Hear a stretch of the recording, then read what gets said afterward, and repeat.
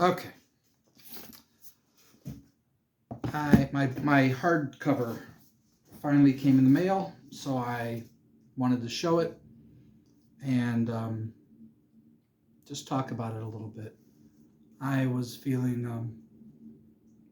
I was moved to tears because having two books with my name on it is, man, that's just, it's surreal. It's surreal. I can't believe I've written these two books. And if no one else reads them from this day on, I am feeling really, really good because this will be on my shelf and I'll be able to show it to people if they are over and say, yeah, I wrote these books. And just that alone feels really good.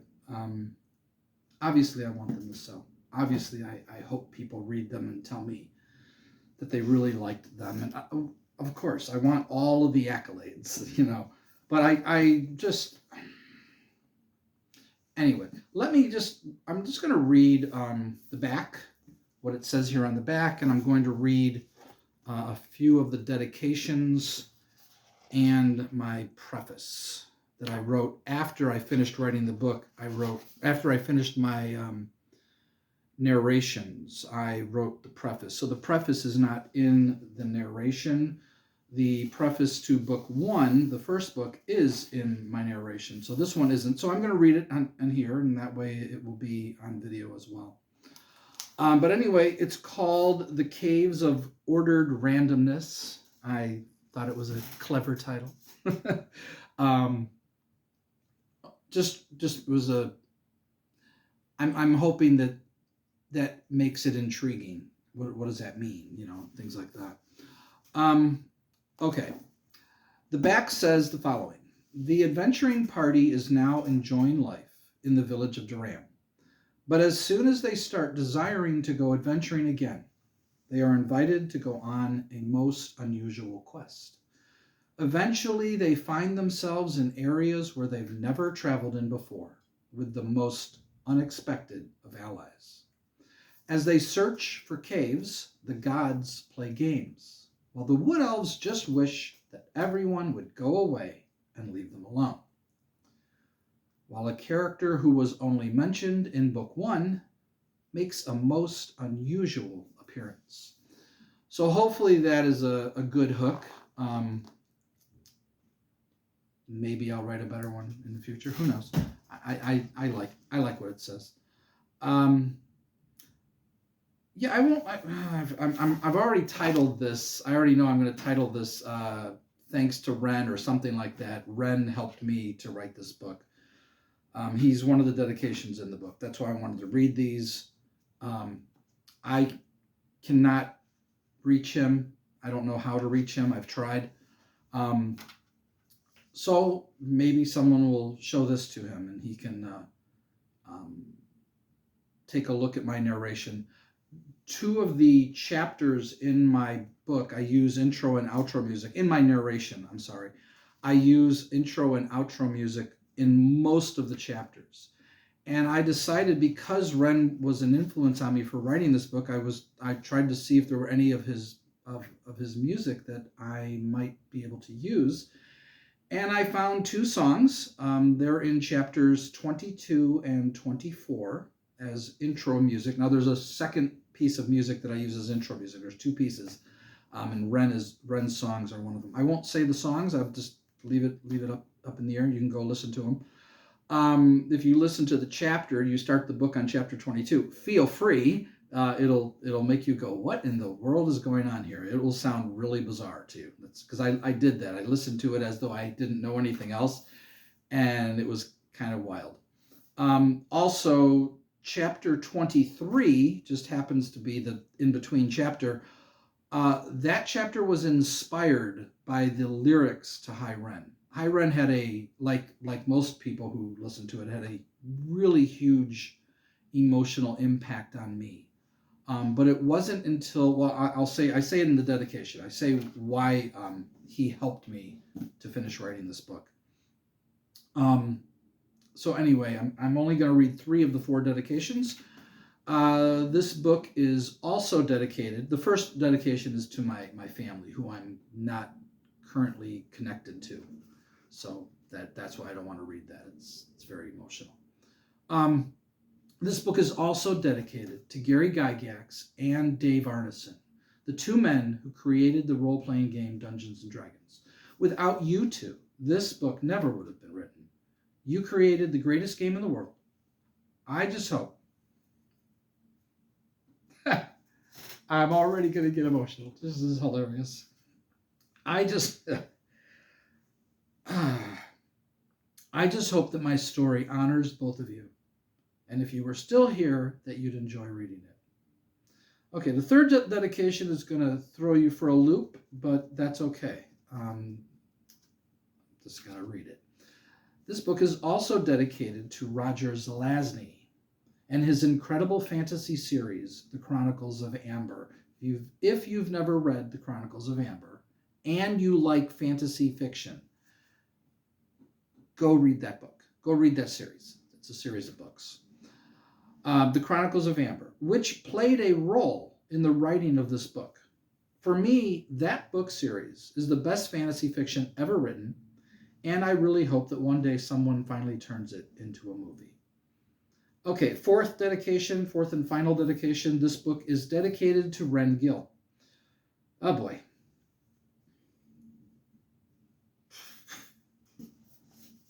I'll try to keep it together.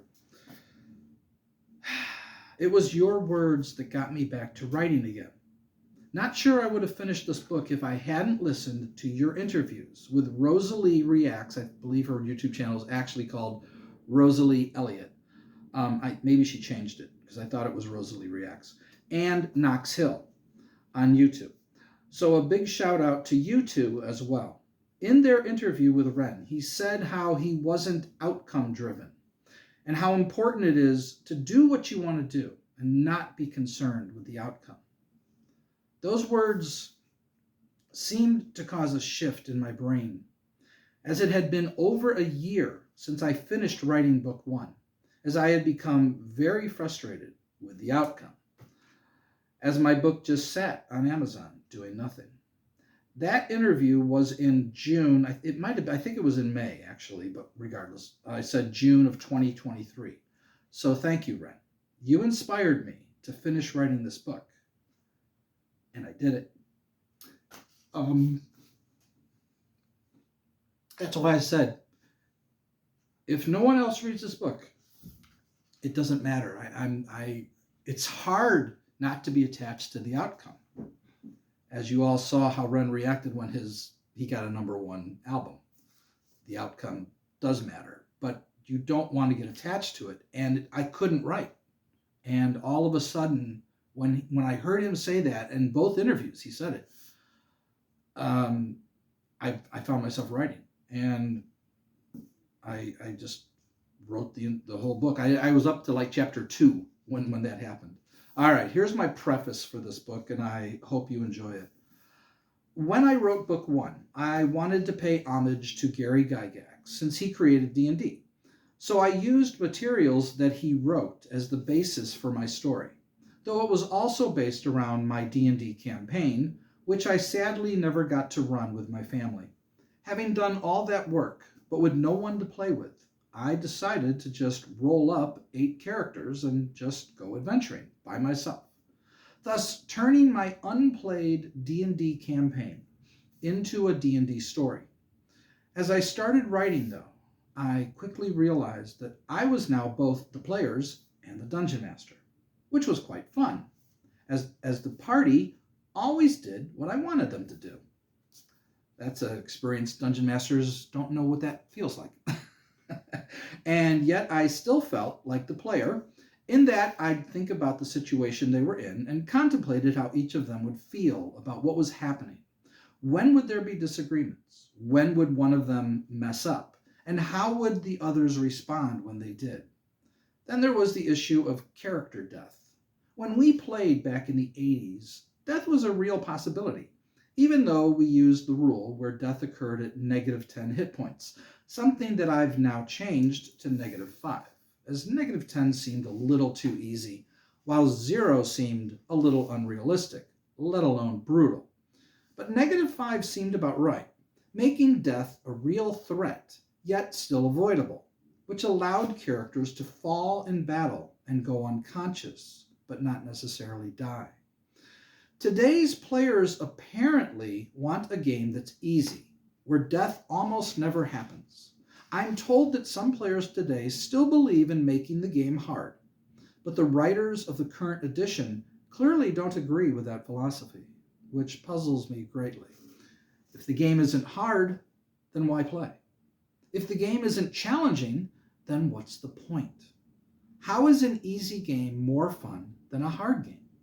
The reason D&D quickly became the most popular game in the world was because it was hard. It was a challenge to succeed at it. It was hard to go up levels. It was hard to defeat monsters in battle.